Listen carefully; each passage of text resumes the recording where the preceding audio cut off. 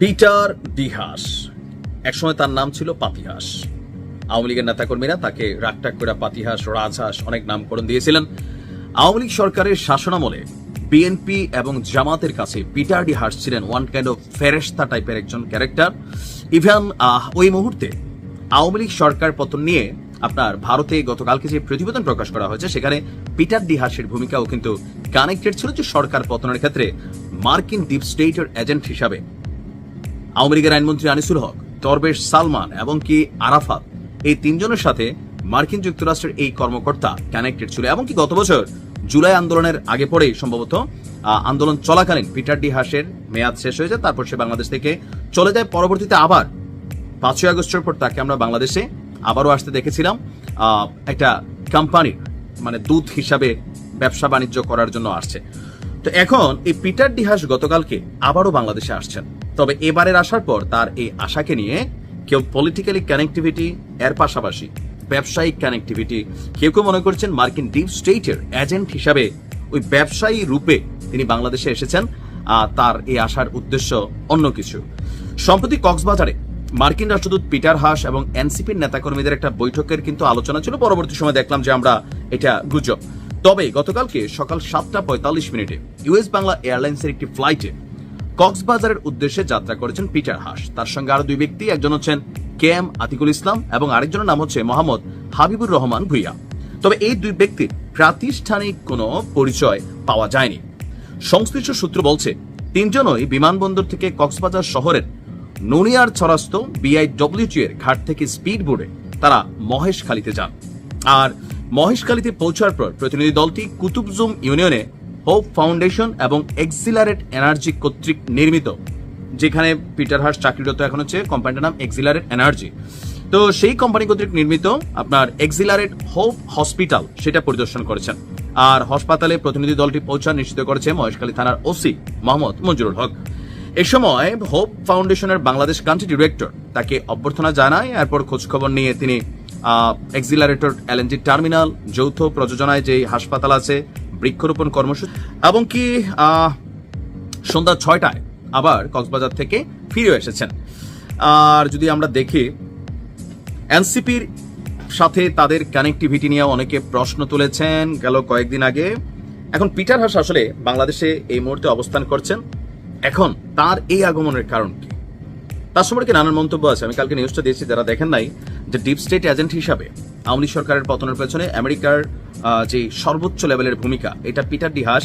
এমনকি গত আওয়ামী লীগ সরকারের শাসনামলের শেষ দিকে অনেক বিষয় আপনি দেখবেন যেখানে আওয়ামী লীগ সরকারের সাথে ঝামেলা ছিল, যেই দলের বা যেই সংগঠন সংস্থা, সেখানে আমেরিকার রাষ্ট্রদূত যাইতেন, ডাকতেন, কথা বলতেন, সরকারকে কিন্তু নানান ধরনের প্রেশারাইজড করেছিলেন। তো এরপরে ডোনাল্ড লু আসলো, অ্যাজ এ টিম ওয়ার্ক হিসেবে তারা কাজ করলো। এখন আবার যে পিটার ডি হাসের আগমন, কেউ কেউ বলছেন যে এই আগমনটা স্বাভাবিক না।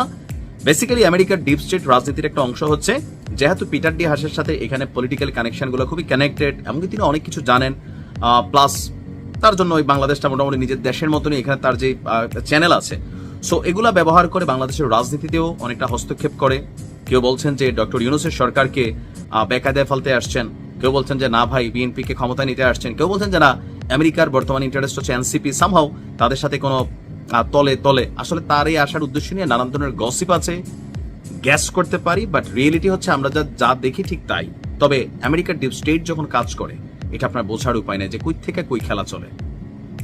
ডক্টর জাহিদুর রহমান, নিশ্চয় ওনাকে আপনারা অনেকেই ভালো করেছিলেন যারা নিয়মিত ইউটিউব দেখেন অথবা ফেসবুক দেখেন বা টক শো দেখেন। ওনার একটা কথা বরাবরই বিভিন্ন বিষয় নিয়ে তিনি বিশ্লেষণ করেন, বাট গতকালকে তিনি যে বক্তব্যটা দিয়েছেন এটার মধ্যে অনেকে আবার সামঞ্জস্য খুঁজে পাচ্ছেন। বিশেষ করে যারা বিএনপি পন্থী নেতাকর্মীরা আছেন, তারা মনে করছেন যে ডক্টর জাহিদুর রহমানের এই বিশ্লেষণটা আসলে সঠিক, যে ডক্টর ইউনূসকে সরিয়ে দেবার জন্য তার বিরুদ্ধে একটা আন্দোলন তৈরি হতে যাচ্ছে। আর এই আন্দোলনটাতে তিনি কারোর নাম না নিলেও, তার ওই যে থাকে না বাসুরের নাম মুখে নেয় না, বাট কথোপকথনে তিনি যে দলগুলোকে ইঙ্গিত করেছেন, আর মাঝখানে খোদ এনসিপি এবং জামাত যৌথভাবে এই কাজটার দিকে ধাবিত হচ্ছে বলেই তিনি মনে করছেন, যদি তাদের নাম নেননি। তো তিনি আসলে কি কথা বলছেন, তিনি বলছেন ডক্টর ইউনূসকে সরিয়ে ফেলার জন্য তার বিরুদ্ধে খুব কঠোর আন্দোলন শুরু হয়ে যেতে পারে। তো কিভাবে হবে? আপনার বক্তব্য, বিবৃতি পাশাপাশি এমন পরিস্থিতি তৈরি করা যাতে ডক্টর ইউনূস আর দায়িত্বে থাকতে না পারেন। এখন কেন আসলে কারণটা হচ্ছে ডক্টর ইউনূস অত্যন্ত কঠোরভাবে নির্বাচনের পক্ষ নিয়েছেন। তো তার মানে যারা নির্বাচন চায় না, এখন নির্বাচন চায় না কি সরাসরি কেউ বলছে?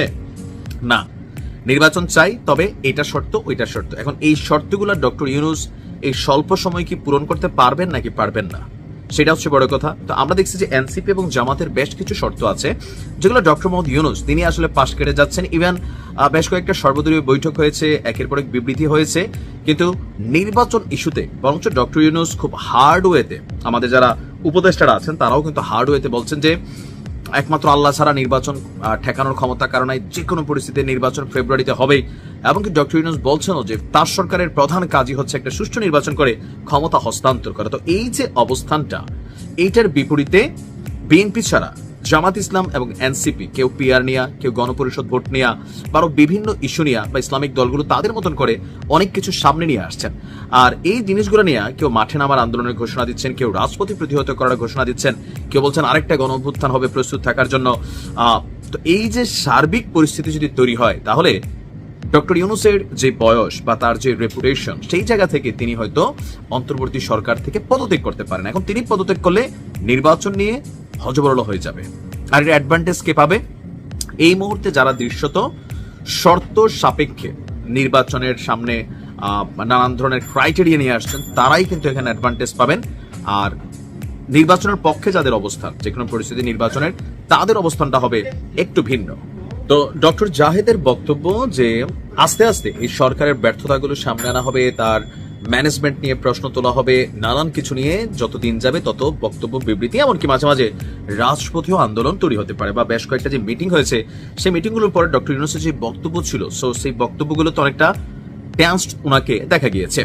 তো এছাড়াও আপনার দেশি বিদেশি নানান চক্রান্ত আছে যারা নির্বাচন বানচালের চেষ্টা করবে, বিশেষ করে আওয়ামী লীগও এই নির্বাচনকে বানচালের চেষ্টা করবে। সো সবকিছু মিলিয়ে আপনার এখানে যে পরিস্থিতিটা তৈরি হবে, সেই পরিস্থিতিতে ডক্টর ইউনূস তিনি কতক্ষণ ধৈর্য নিয়ে আপনার থাকতে পারবেন, তিনি পদত্যাগ করে বসতে পারেন।